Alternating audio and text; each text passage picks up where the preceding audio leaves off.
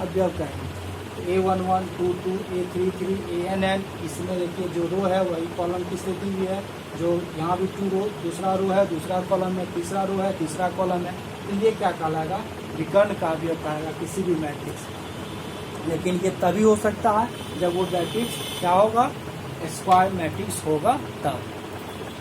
अब देखिए विकर्ण का अवयव तो समझिए मैट्रिक्स का। देखिए एग्जाम्पल यहाँ लेते हैं, जैसे ये 2, 3, 5, 6, 5, 4, 0, -1, -3, ये किस ऑर्डर का हो गया, D/3 स्क्वायर मैट्रिक्स है। इसका डायगोनल का एलिमेंट्स क्या होगा, डायगोनल का एलिमेंट देखिए, पहला रो पहला कॉलम में 2 है, दूसरा रो दूसरा कॉलम में 5 है, तीसरा रो तीसरा कॉलम के एलिमेंट में -3 है।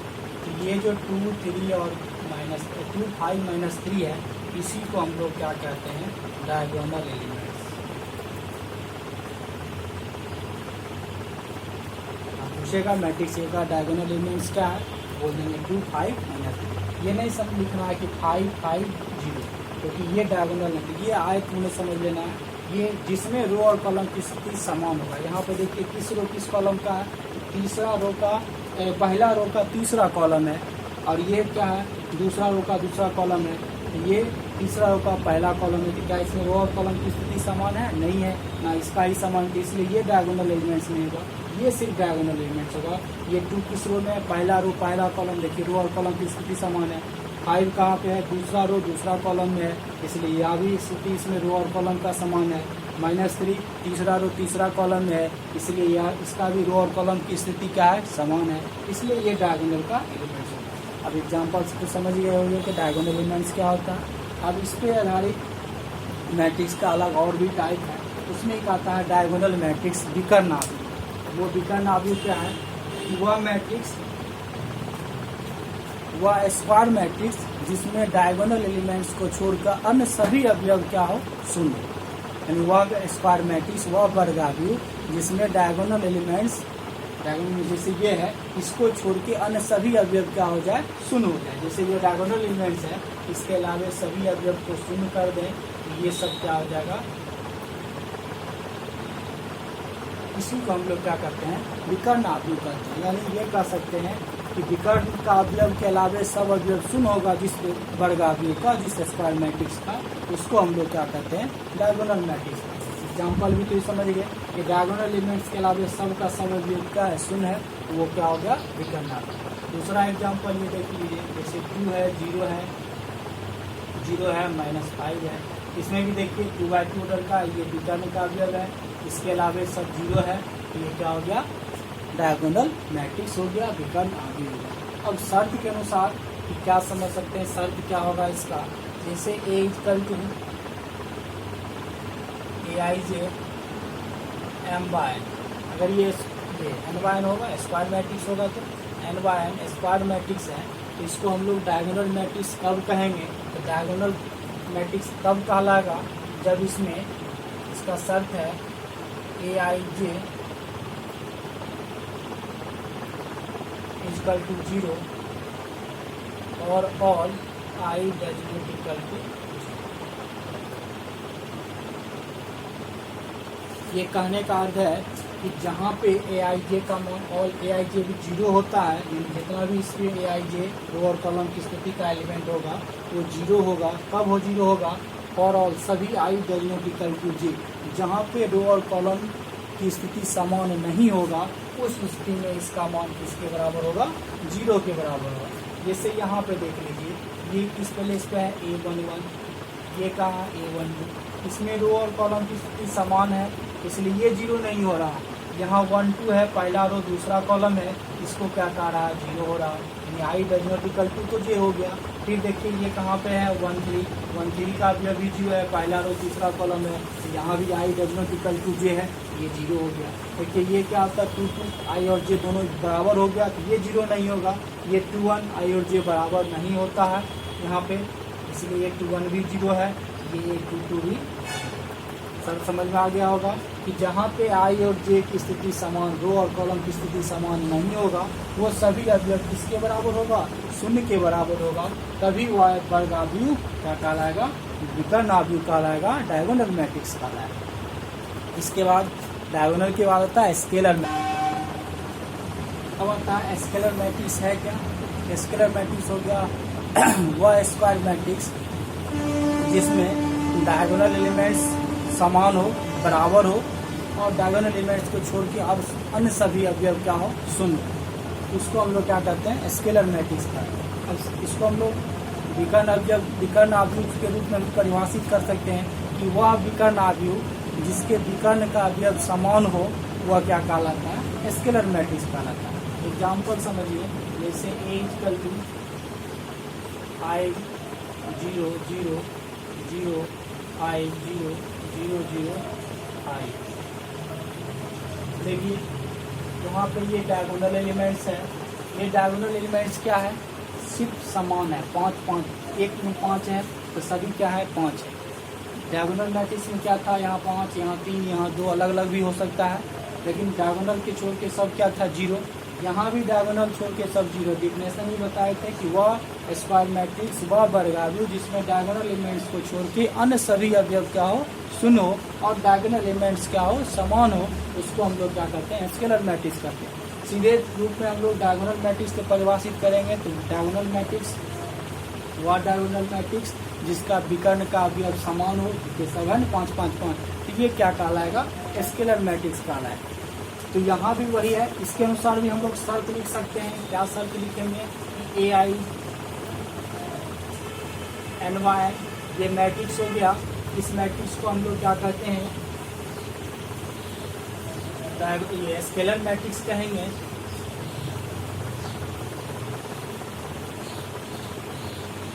कब कहेंगे स्केलर मैट्रिक्स? इसके लिए शर्त हो जाएगा, सबसे पहला शर्त होगा कि AIJ इक्वल टू 0। कब होगा? when I does not equal to J। जब I और J बराबर नहीं होगा तब उस स्थिति में यहाँ भी क्या होगा? 0 हो जाएगा। और दूसरा हो जाएगा K। कब होगा ये K? जब I इक्वल टू J। यानी एक ही साथ दो शर्त हो गया इसमें कि दोनों स्थिति होगा कि AIJ का मान 0 भी होगा जब रो और कॉलम की स्थिति समान नहीं होगा, और जब रो और कॉलम की स्थिति समान होगा उस केस में उसका मान K कोई भी स्केलर हो सकता है। कि एक जगह पे 2 देंगे तो 2 हो जाएगा, 3 देंगे तो 3 होगा, 4 देंगे तो 4 भी होगा। तो यही हो गया स्केलर मैट्रिक्स का कंडीशन, शर्त हो गया। अब जैसे 5 है, यहाँ हम लोग ये भी लिख सकते हैं 4 4 4।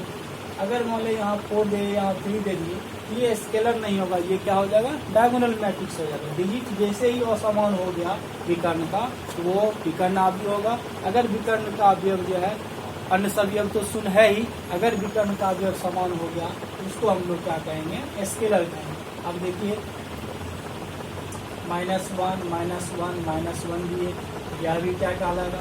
स्केलर मैट्रिक्स कहलाएगा। अब आगे है टाइप उसका यूनिट मैट्रिक्स और आइडेंटिटी मैट्रिक्स। यूनिट मैट्रिक्स और आइडेंटिटी मैट्रिक्स इकाई अवयव भी कहते हैं हिंदी में, और तत्समक अवयव भी कहते हैं। अब इसका डिफिनेशन होता है कि वह स्क्वायर मैट्रिक्स जिसके डायगोनल एलिमेंट्स विकर्ण के अवयव को छोड़कर अन्य सभी अवयव का हो, शून्य हो, और विकर्ण का अवयव 1 हो। यहाँ 1 मतलब डिजिट समान नहीं करा, 1 मतलब सिर्फ 1 डिजिट 1 हो, तो उसको हम लोग क्या कहते हैं? यूनिट मैट्रिक्स कहते हैं या आइडेंटिटी मैट्रिक्स कहते हैं। दूसरे रूप में हम लोग ये भी बोल सकते हैं कि वह स्केलर मैट्रिक्स जिसमें डायगोनल एलिमेंट समान के अलावे वहाँ पे सिर्फ क्या बोल देंगे? 1 बोल देंगे कि वह स्केलर मैट्रिक्स जिसमें डायगोनल एलिमेंट्स 1 हो, वह मैट्रिक्स क्या कहलाता है? यूनिट मैट्रिक्स कहलाता है या आइडेंटिटी मैट्रिक्स कहलाता है। वही हो गया इकाई अवयव या तत्समक अवयव। अब देखिए जैसे यहाँ पे माइनस हटा दिए, -1 रहेगा तो भी नहीं आइडेंटिटी होगा, 1 रहेगा तो भी आइडेंटिटी होगा। जैसे 1 1 1 हो गया, ये 3/3 ऑर्डर का है, इसको हम लोग क्या कहेंगे? आइडेंटिटी मैट्रिक्स कहेंगे या यूनिट मैट्रिक्स कहेंगे। जैसे B इक्वल टू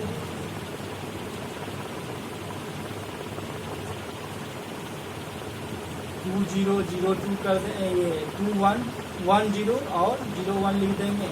यह 2/2 ऑर्डर का होगा, तो ये भी क्या कहलाएगा? आइडेंटिटी मैट्रिक्स कहलाएगा। तत्समक अवयव कहलाएगा।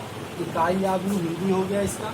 अब C में 1 0 0 0 0 1 0 0 0 0 1 0 0 0 0 1 हो गया।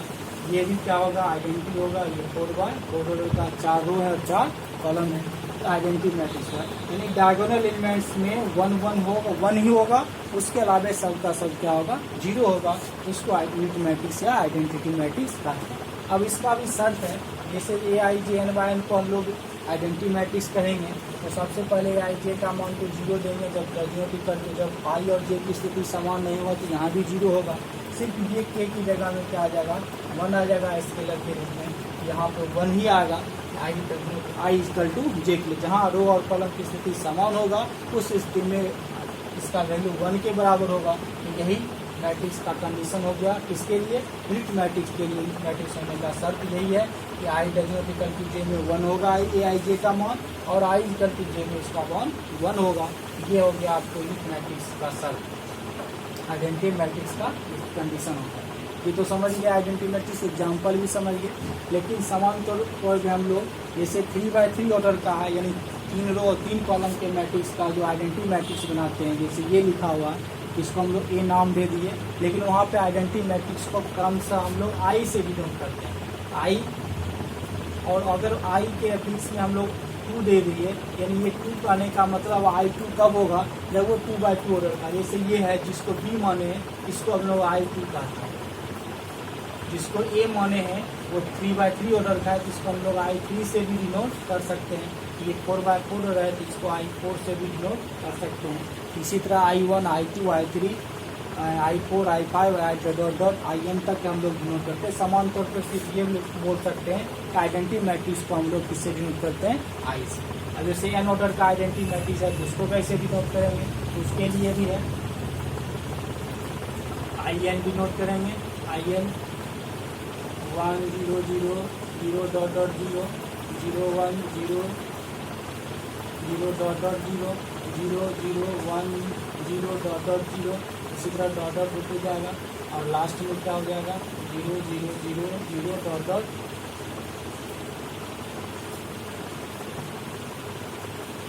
1 हो जाएगा। ये भी आइडेंटिटी मैट्रिक्स है, इसमें ये NYN ऑर्डर का, इसको हम लोग आइडेंटिटी मैट्रिक्स समझ गए होंगे आइडेंटिटी मैट्रिक्स। अब दो इसका और टाइप है,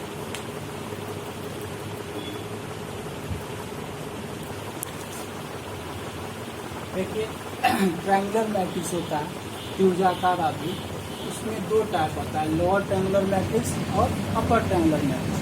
दोनों को एक साथ भी समझ सकते हैं, अलग अलग इस पानी समझिए। लोअर ट्रायंगुलर मैट्रिक्स क्या है, लोअर ट्रायंगुलर मैट्रिक्स होगा वह स्क्वायर मैट्रिक्स जिसमें डायगोनल एलिमेंट्स के ऊपर का अवयव, डायगोनल एलिमेंट जो बनता है उसके ऊपर का अवयव क्या होगा, सभी अवयव शून्य हो जाएगा ऊपर का, उसी को हम लोग क्या कहते हैं, लोअर ट्रायंगुलर मैट्रिक्स का। जैसे एग्जाम्पल में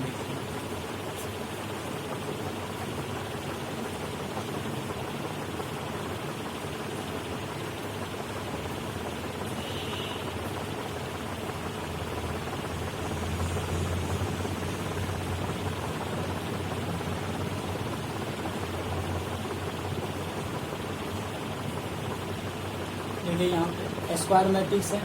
इस स्क्वायर मैट्रिक्स का डायगोनल एलिमेंट्स ये हो गया। इस डायगोनल एलिमेंट्स के ऊपर का सभी अवयव क्या है, शून्य है, इसको हम लोग क्या कहते हैं, लोअर ट्रायंगुलर मैट्रिक्स का। और अपर ट्रायंगुलर मैट्रिक्स क्या होता है, वह स्क्वायर मैट्रिक्स जिसमें डायगोनल एलिमेंट्स के नीचे का सभी अवयव शून्य होगा, उसको हम लोग क्या कहते हैं, अपर ट्रायंगुलर मैट्रिक्स कहते हैं। इसमें यहाँ -1 2 4 0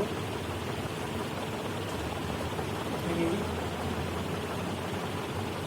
1 0 0 5। देखिए ये डायगोनल एलिमेंट्स है, इसके नीचे का सभी 0 हो गया तो इसको अपर ट्रायंगुलर कहते हैं, और यहाँ पे डायगोनल एलिमेंट्स के ऊपर का सभी 0 हो जाएगा, इसको लोअर ट्रायंगुलर मैट्रिक्स। यही हो गया एग्जाम्पल। डिफिनेशन भी समझ गए होइएगा कि वह स्क्वायर मैट्रिक्स जिसमें डायगोनल एलिमेंट्स के ऊपर का सभी अवयव शून्य हो, इसको लोअर ट्रायंगुलर मैट्रिक्स कहते हैं। वह डायगोनल मैट्रिक्स जिसमें डायगोनल एलिमेंट्स के वह स्क्वायर मैट्रिक्स जिसमें डायगोनल एलिमेंट्स के नीचे का सभी अवयव शून्य हो उसको हम लोग अपर ट्रायंगुलर मैट्रिक्स कहते हैं। ये अपर और लोअर ट्रायंगुलर मैट्रिक्स का डेफिनेशन है। अब यहाँ पे हम लोग शर्त के अनुसार देखते हैं कि अगर matrix A equal to A I J N by square matrix हो तो लोअर ट्रायंगुलर मैट्रिक्स कब होगा और अपर ट्रायंगुलर मैट्रिक्स कब होगा। तो लोअर ट्रायंगुलर मैट्रिक्स देखिए डायगोनल एलिमेंट्स भी समझ रहे हैं, A11 है, A12 है, A12 यहाँ 21 है, ये क्या है, ये जो तीनों जीरो है इसमें देखिए A12, A13, A23 कुछ समानता है। समानता क्या है, इसमें रो की संख्या जो है कॉलम की संख्या से कम है, यहाँ भी रो की संख्या कॉलम की संख्या से कम है, यहाँ भी रो की संख्या कॉलम की संख्या से कम है। इसका शर्त हो जाएगा और ये सभी क्या है जीरो है। तो यहाँ हम लोग ये दे सकते हैं कि इसको हम लोग डायगोनल में ये लोअर ट्रायंगुलर मैट्रिक्स तब कहते हैं जब ए I J equal to zero और ऑल आई लेस देन जे, जहाँ पे आई का मान रो की संख्या का मान जे से क्या होगा छोटा होगा तो उस स्थिति में उसका मान किसके बराबर होगा, जीरो के बराबर होगा। तो वो क्या कहलाएगा, लोअर ट्रायंगुलर मैट्रिक्स कहलाएगा। ये लोअर ट्रायंगुलर मैट्रिक्स का होगा। अपर ट्रायंगुलर में क्या देख रहे हैं, यहाँ पे ये जीरो जो हो रहा है ये क्या है, A21 है, A31 है, A32 है। इस तीनों में क्या देख रहे हैं कि जो रो की संख्या है वो रो की संख्या कॉलम की संख्या से अधिक है। 21 में रो की संख्या 2 है, कॉलम की 1 है। यहाँ 31 में रो की संख्या 3 है, कॉलम का 1 है। इसी का अपोजिट इसका शर्त हो जाएगा कि A equal to A I J N by N को हम लोग अपर ट्रायंगुलर मैट्रिक्स कहते हैं। तब जब उसका शर्त होगा ए I J equal to zero और ऑल आई ग्रेटर देन जे, जहाँ पे रो की संख्या कॉलम की संख्या से अधिक होगा वो सभी का सभी अवयव क्या होगा शून्य हो जाएगा। तो वो क्या कहलाएगा, अपर ट्रायंगुलर मैट्रिक्स का। ये कंडीशन हो गया जैसे अदर स्क्वायर मैट्रिक्स का रेक्टेंगुलर का शर्त बताए थे, उसी टाइप से इसका भी शर्त हो गया कि ये A I J square matrix upper triangular lower triangular matrix कहलाएगा जब ए आई जे का मान जीरो होगा। कब जीरो होगा, जब आई छोटा होगा किससे, जे से। जिस स्थिति में आई का मान छोटा जे से होगा वो सभी जीरो हो जाएगा, उसको लोअर ट्रायंगुलर कहते हैं। और जिस स्थिति में आई का मान जे से बड़ा होगा उस स्थिति में अगर सभी अवयव जीरो हो जाता है उसको हम लोग क्या कहते हैं, अपर ट्रायंगुलर मैट्रिक्स कहते हैं। ये था मैट्रिक्स का टाइप। अब एक और टाइप है कंपेरेबल मैट्रिसेज, कंपेरेबल तुलनीय आव्यूह।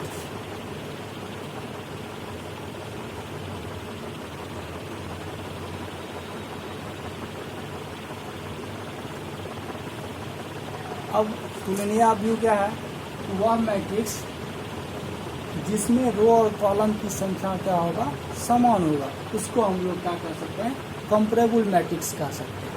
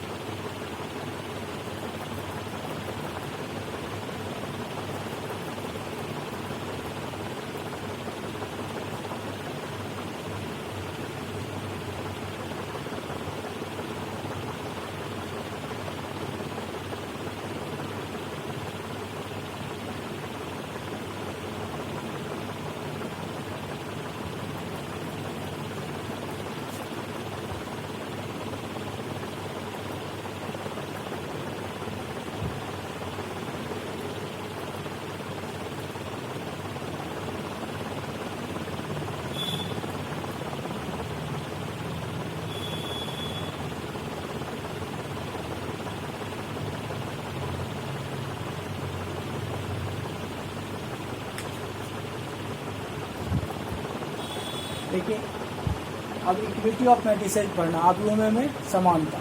तो दो मैट्रिक्स समान कब होगा, किस शर्त में होगा? दो मैट्रिक्स के समान होने का पहला शर्त है उसको कंपेरेबल मैट्रिसेज तुलनीय अवयव होना चाहिए। तो यानी तुलनीय अवयव में क्या होगा, ऑर्डर समान होना चाहिए, और जो अवयव एक मैट्रिक्स में होगा वही सभी अवयव दूसरे मैट्रिक्स में भी होगा, उस मैट्रिक्स को हम लोग कह सकते हैं समान मैट्रिक्स। जैसे A equal to A I J M by N एक मैट्रिक्स हो गया, दूसरा matrix B equal to B I J M by N order का मैट्रिक्स है। दोनों मैट्रिक्स में इक्वलिटी ऑफ मैट्रिक्स यानी समान मैट्रिक्स तभी होगा जब पहला ए का ऑर्डर और बी का ऑर्डर दोनों क्या होगा, समान होगा। दूसरा, उसमें ए I J equal to B I जे लिखें, ये शर्त का मतलब होगा कि जो एलिमेंट मैट्रिक्स ए में है वही एलिमेंट्स मैट्रिक्स बी में भी है। जैसे A11 equal to B1, A I J equal to B I J का अर्थ ही हो गया A11 इक्वल टू B11, यानी पहला रो पहला कॉलम में जो एलिमेंट ए का एलिमेंट होगा वही बी के भी पहला रो पहला कॉलम का एलिमेंट होगा। जो ए का पहला रो पहला कॉलम का एलिमेंट हो, पहला रो दूसरे कॉलम का एलिमेंट्स होगा, वही बी के भी पहला रो दूसरे कॉलम का एलिमेंट्स होगा। इसी तरह जो ए मैट्रिक्स के पहला रो तीसरे कॉलम का एलिमेंट्स होगा, वही बी के भी पहला रो तीसरे कॉलम का एलिमेंट्स होगा, तो वो मैट्रिक्स का कहलाएगा समान मैट्रिक्स कहलाएगा। जैसे एग्जाम्पल दिए 2 3 4 -1 0 6, ये ए मैट्रिक्स है, बी भी 2 3 4 -1 0 6 है। इसमें ऑर्डर क्या है, 2 रो और 3 कॉलम है, इसमें भी 2 रो और 3 कॉलम है, ऑर्डर तो समान हो गया। अब देख रहे हैं कि पहला रो पहला कॉलम ए में 2 है, तो बी का भी पहला रो पहला कॉलम का अवयव 2 है। ए में पहला रो दूसरे कॉलम का अवयव 3 है, यहाँ भी पहला रो दूसरे कॉलम का अवयव 3 है। ए में पहला रो और तीसरे कॉलम का अवयव 4 है, यहाँ भी पहला रो तीसरे कॉलम का अवयव 4 है। तो ये मिल रहा है समान, इसको हम लोग क्या कहते हैं